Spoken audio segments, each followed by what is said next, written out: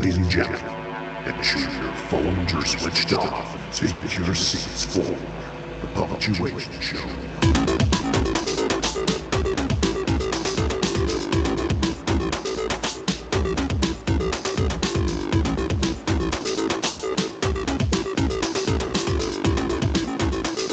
Punctuation Show.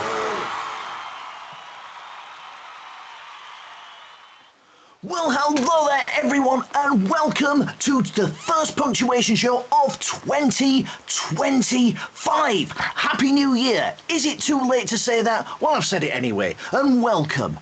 If you are out there looking at taking maybe some photos, looking for something to show parents what you're doing, please do tag me in there by sharing to @Punctuation Show on any of the normal social media channels. Right then, folks. Well, let's begin by taking a look at auxiliary verbs. Now, auxiliary verbs, sometimes referred to as helping verbs, because they help another verb combine to form a complete verb within a sentence. Sounds a bit complex because we are going to be looking at more complex grammar today. Well, let's take a look. The most common auxiliary verbs are to be, featuring am, is, are, was, were, being, and been.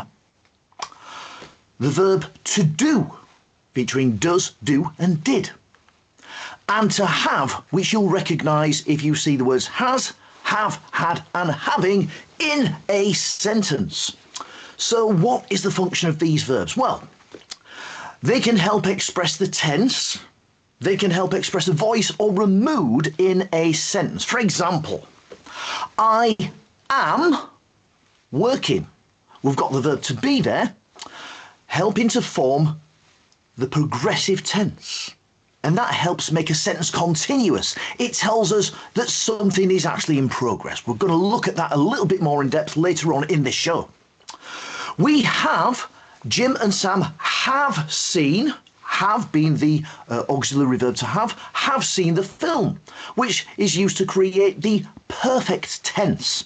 And we're going to look at that a little bit more depth later on as well. And again, I do not like tennis. The verb to do obviously being used to form negatives in this example, but as I'm sure you're all aware, if we start our sentence with do, the verb to do can also be used to ask questions. Right then, folks, well, I hope you've been paying attention because we're going to dive straight in. It's your turn. Now, just to remind you guys of the rules, I'm going to ask you the question. You either get one of your pupils or your teacher can type the answer in the comment section and we're going to see who's going to get this right. No typing before I say so, okay? No naughty quick typing, just make it look as though you're really clever. Right then, folks, here we go. Which sentence contains an auxiliary verb? Remember, no typing, no typing, no typing, watching you. Okay. I have been working today. Is it B, the boy swam well? Or is it the horse jumped over the fence? Okay, you can go and type. Let's see who's going to get this question right. Is it A, B, or C? Oh, got Loretta getting in there with A. Warwick Bridge getting in there with A. And East Stanley School got in. Collier got in there. There we go. Got to S. Duffy, Ribchester School. Lots of people. I forgot to tell me. My fault entirely. Don't forget to type the name of your school before your answer. Okay, lots of people coming in with the answer. Oh, St Hills have got in there. Catchgate got in there. St Joseph's have typed out the full thing. Well done, St Joseph's. Parkside House School have got A. Barnes School have got A. MS, Mr Smith has just said first. That works too. Belmont are saying A. St Oswald's saying the first one. Glendale are saying A. And Holly and Swain Primary are all saying A. Lots of people, and Cowden saying A as well. St Joseph and Cowden. Lots of people saying A. Lots of people are recognising that what they think are recognising an auxiliary verb in A. Have they recognised one auxiliary verb in the first one? They're absolutely right, because we've actually got two auxiliary verbs. Absolutely awesome, everyone.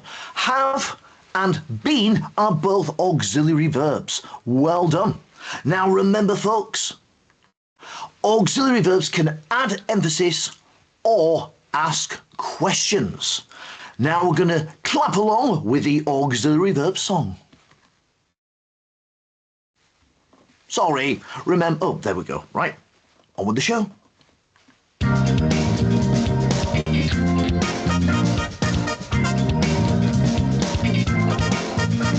Auxiliary verbs will combine with another. They therefore a complete verb with each other. They help express the tense, or the voice, or the mood. Using them helps your senses improve. Auxiliary verbs are helping us, as you'll soon see. Most common ones that you will use are to have, to do, and to be.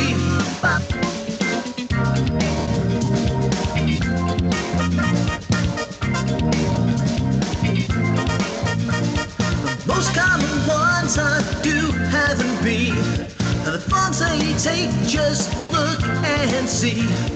Does, do, did, has, have, had, and having. Am, is, are, was, were, been, and being. Auxiliary verbs are helping us, as you'll soon see.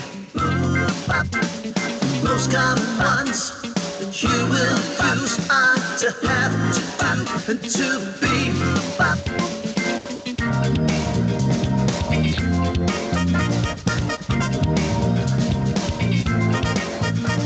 They're sometimes known as helping verbs. They're part of the words to form a complete verb. They can also ask questions or add emphasis. They're not the type of word that you want to dismiss. Auxiliary verbs are helping us, as you'll soon see. Most common ones that you will use are to have, to do, and to be.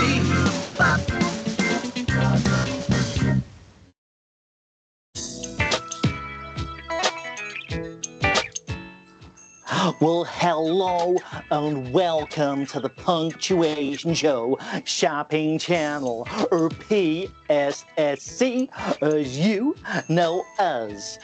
We have a really special treat for you here today. A set of the finest quality auxiliary verbs, also known as helping verbs. And as you know, we only get the best for you on this channel, and we have the most popular models right here for you today. First of all, we have the verb to be, which includes am, is, are, was, were, being, been, or being, as you Brits like to say. Have we got this on camera too? Can we get this on camera too, please? Thank you. And we also have the auxiliary verb to do, including does, do, and did. Has camera 2 got this? Has camera 2 got this? Fantastic. Oh, there we go. Wonderful. Thank you. And finally, we have the auxiliary verb to have, including has, have, had, and having. This is ideal for helping to create the perfect tense, and perfect for helping you improve your writing. And what's great is that the price is perfect too. So call us now on 0800 Punctuation. That's 0800 Punctuation, and we'll see you next time.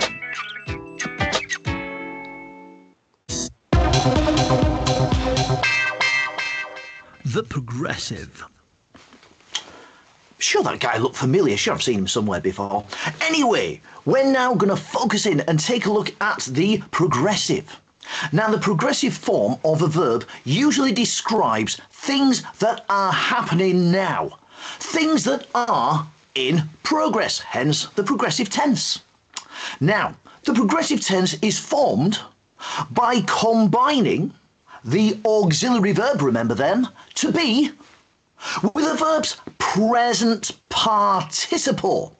Now that sounds really complex. Present participle, what's that? Well, basically, that's the form of a verb that will typically end in ing. Okay, so think of a verb, put ing on the end, and you've got the present participle. Simple as that. So let's look at an example. John is talking in class. Naughty John. Right. Well, as you can see here, we have the auxiliary verb to be in the form of is, and then the present participle of the verb to talk. So we've got those two verbs working together to function as a single verb within the sentence structure. So the auxiliary verb and the present participle. Simple as that. Now, because is in present tense, that means that that's an example of the present progressive. If we want to form the past progressive, we're going to change the tense of the auxiliary verb. Normally, if we're going from present to past tense in an ordinary sentence, then we'd just change the tense of the verb. This time we're changing the tense of the auxiliary verb, and that would look something like this. So we've got an example. John is talking in class now becomes John was talking in class. And we've got the verb to be in its past tense form. The present participle stays the same. Right then, folks, you've sat beautifully. And once again, it's your turn. Now, you know the drill, but remember this time, make sure you type the name of your school so I can give your school a shout out to let everyone know what you've answered. Here we go. Which sentence is using the progressive tense? No typing before I say so. You're all very, very well behaved. That must be your New Year's resolution. Which sentence is using the progressive tense? Dan smelled the flowers. Dan was smelling the flowers. Or is it C, Dan has an allergic reaction? Your time, wait for it. Just stop it. So your time starts now. Okay, we've got Belmont going with B, we've got East Stanley School going with B, we've got Birch School, Neville School, St Joseph and Bishop's Canny School going with B, St Vinny School, Musselburgh Primary School going with B, Tinto Primary going with B, Barnes School, St Oswald's are going with B, Winchcombe Primary School, Brampton Primary School all going with Neville's Cross Primary School going with B, St Joseph in Camden have got B, and Sharples Primary School got B, South Street got B, HEPA but got B, and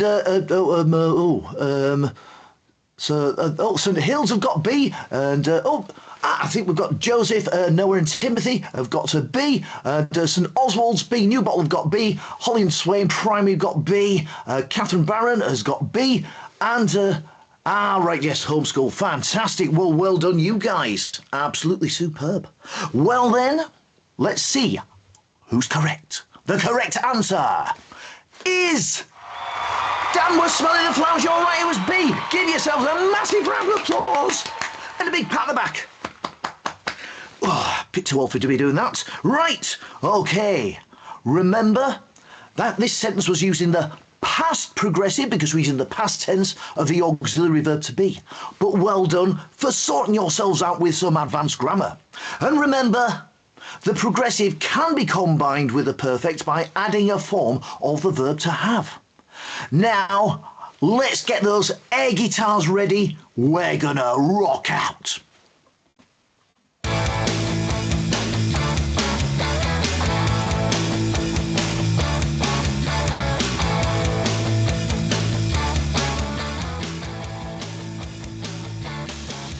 The progressive is created by using the verb to be, along with the present participle, usually ending in ing.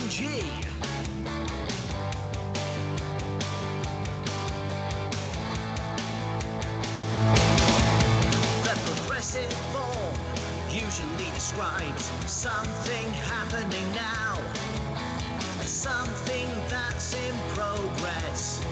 If you want to know how.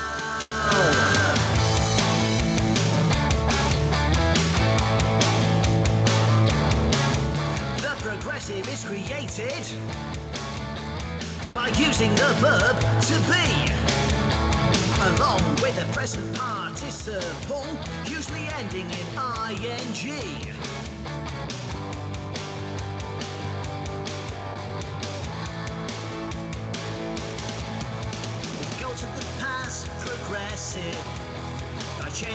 tense of the verb to be. It helps us be more specific and avoid ambiguity.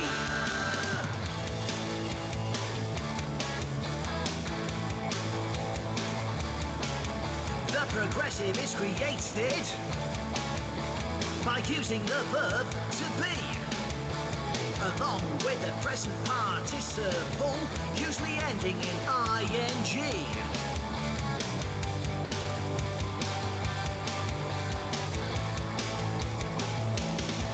We can combine progressive with perfect by adding the verb to have.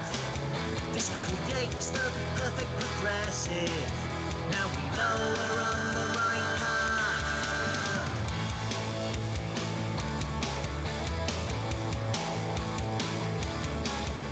The progressive is created by using the verb to be, along with the present participle, usually ending in ing.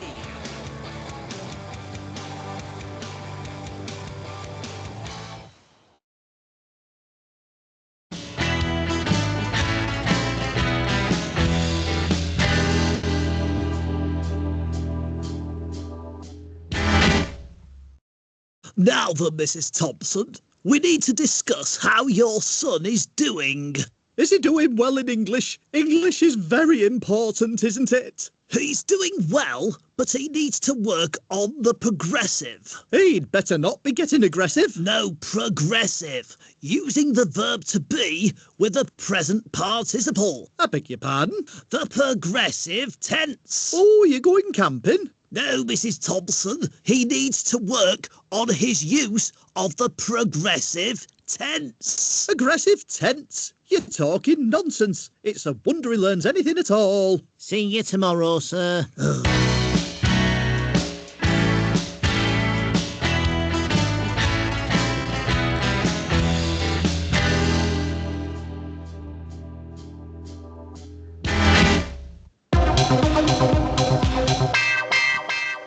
The perfect. Now then, folks, the perfect tense, the perfect form of a verb, represents something, a situation, that's the result of something that's happened in the past. Now, the perfect is created by combining the auxiliary verb to have with the main verb's past participle.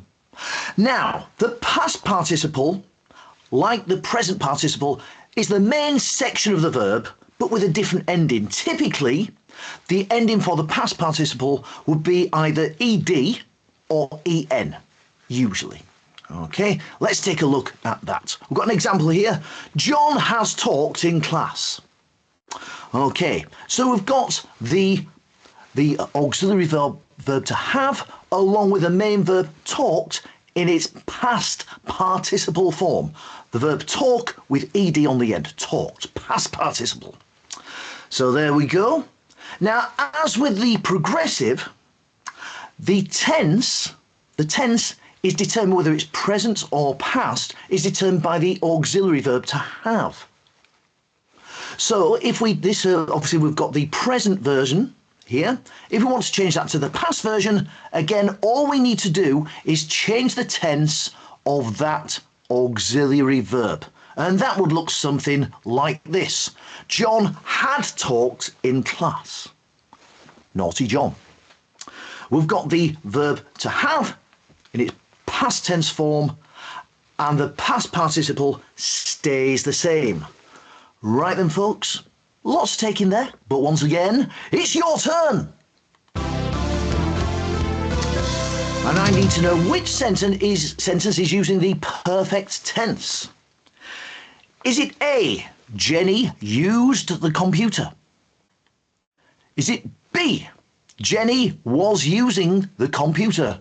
Oh, Barry Bon Jovi rocks. Thank you, Diamond Hall. Love that one.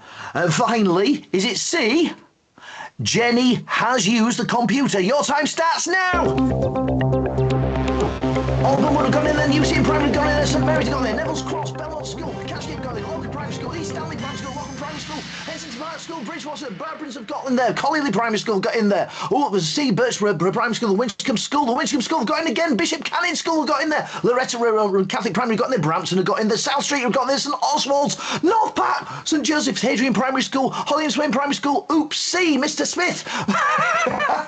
St Hills have got in there. Catherine Barron got in there. Well done with C. And Kaiser and Camilla have got in there. Homeschoolers have got in there with the correct time. Well done. I shouldn't say it's correct yet. We're not decided it's correct yet, but we'll see in a moment if it is. St Joseph's Camden got there. Sharples and Hardwick Green got in there. Let's see how we do. Right, remember this is the perfect tense, not the progressive. Parkside House have got in there with C. What's the correct answer? Yeah, absolutely right, it's C. Give yourselves a massive round of applause and a big pat on the back. Fantastic stuff there. Okay, that sentence is using the present perfect. It's the auxiliary verb to have, which means that's the present perfect tense. Wow. Right. Okay, folks, remember, the perfect tense can help us clarify time relations in a piece of writing. Right now then, folks, this time I need you all to shout perfect during the chorus of the perfect song. We're gonna go to a bit of a rave. Here we go.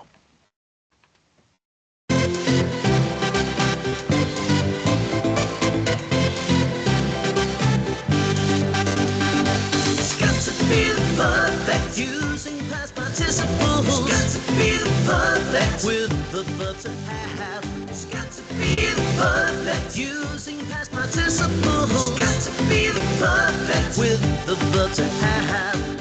Perfect tense is all about a situation resulting from a past event. Helps clarify time relations, and that's no accident.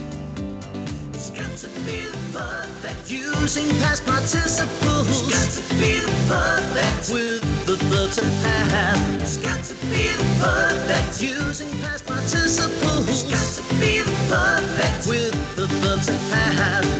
The present perfect uses to have in its own present tense form. Combines with the past participle, and that's always the norm. It's got to be the perfect using past participles. It's got to be the perfect with the verb to have. It's got to be the perfect using past participles. It's got to be the perfect with the verb to have. The past perfect is easily done by changing the tense to have. Keep the past participle usually ending in ed and move from has to had.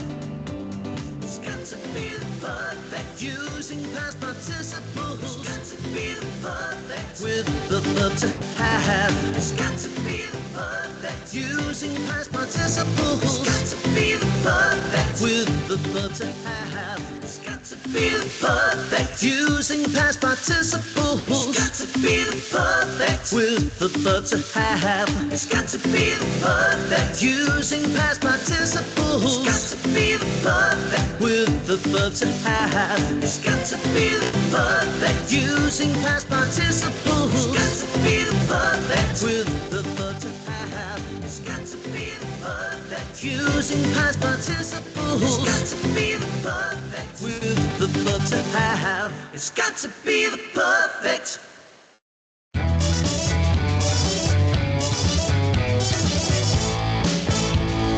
Get pretty wild. Well, hello and welcome to the show. Today we're dealing with more problems. Please welcome to the stage the past and perfect tense. And can you tell me about the problems you're having? Oh, he just thinks he's so perfect, Jeffrey, and I'm sick of it. Is this true? What makes you so perfect? Well, I really don't know what the problem is, Jeffrey. I make use of the auxiliary verb to have along with a past participle, and she just can't accept it. Well, this situation certainly is very tense. Give them a round of applause, folks.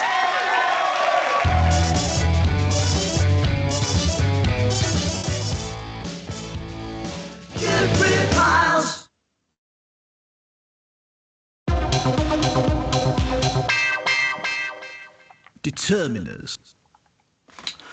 Determiners, folks, help to define nouns, and they're often a really crucial part of a noun phrase.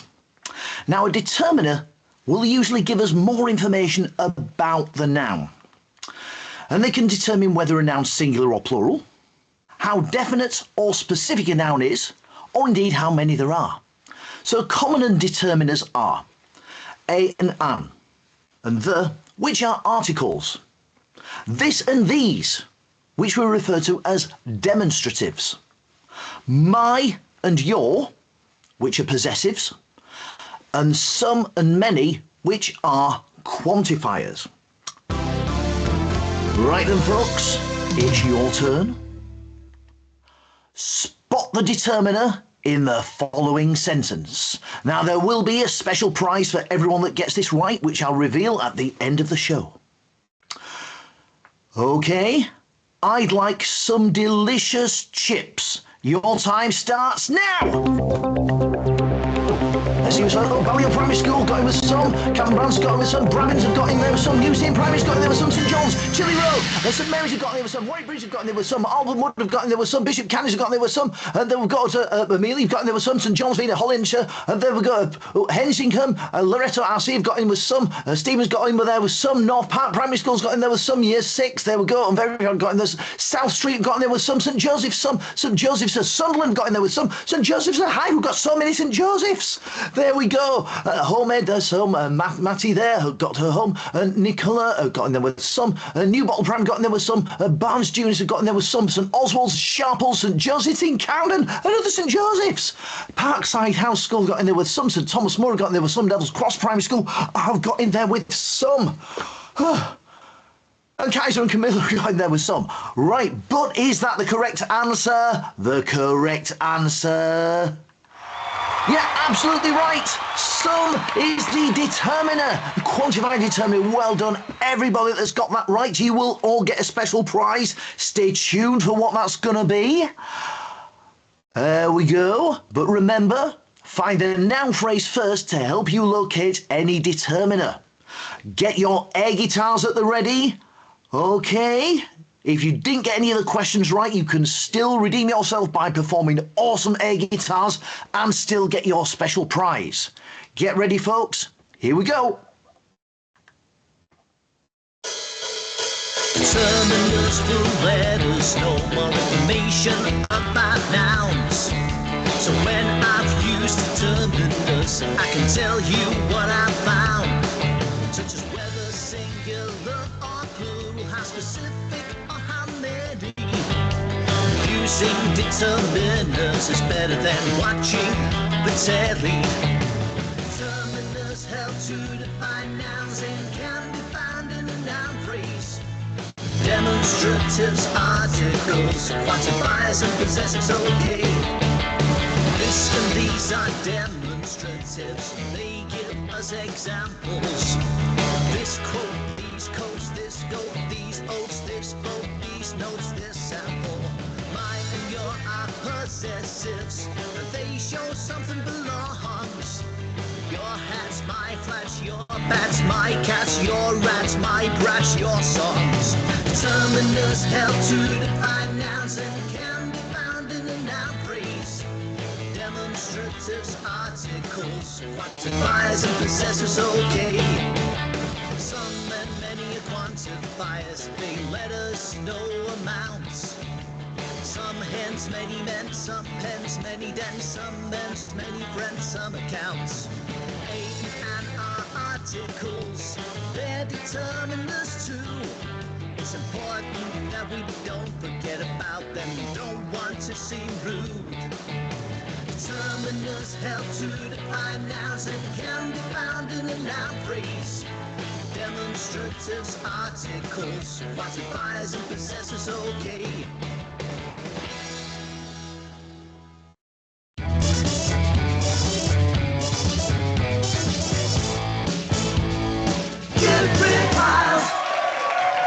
Hello and welcome to the Jeffrey Pyle Show. On today's show, we'll be talking to a family of pronouns who are having problems. Please give them a warm welcome. Can you explain the problem? Well, we've done everything we can, Geoffrey, but we're at our wits' end. These two possessive words keep affecting nouns rather than replacing them like the rest of us. Please welcome to the stage the words my and your. Is it fair to behave in this way? But Geoffrey, we keep trying to explain we're determiners, not pronouns, and they just can't accept it. Can we resolve this with the help of our team? Not while they keep doing different jobs. Well, at least they have a job. Let's give them a round of applause, folks, as they go their separate ways.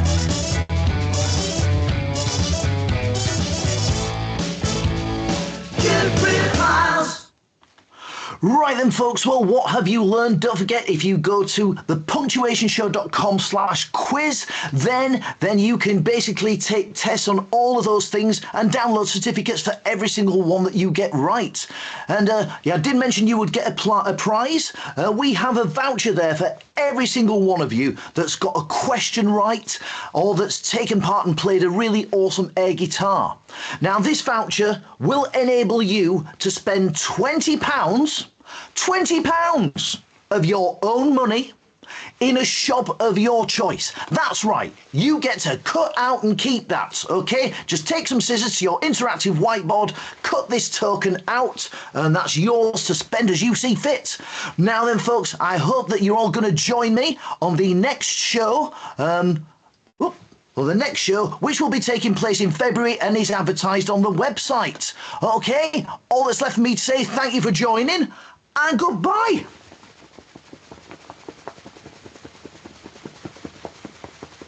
Let me know what you thought in the comments. Give us a quick comment. See if was it any good? Do you think it could be improved? Do you think the prizes could be improved?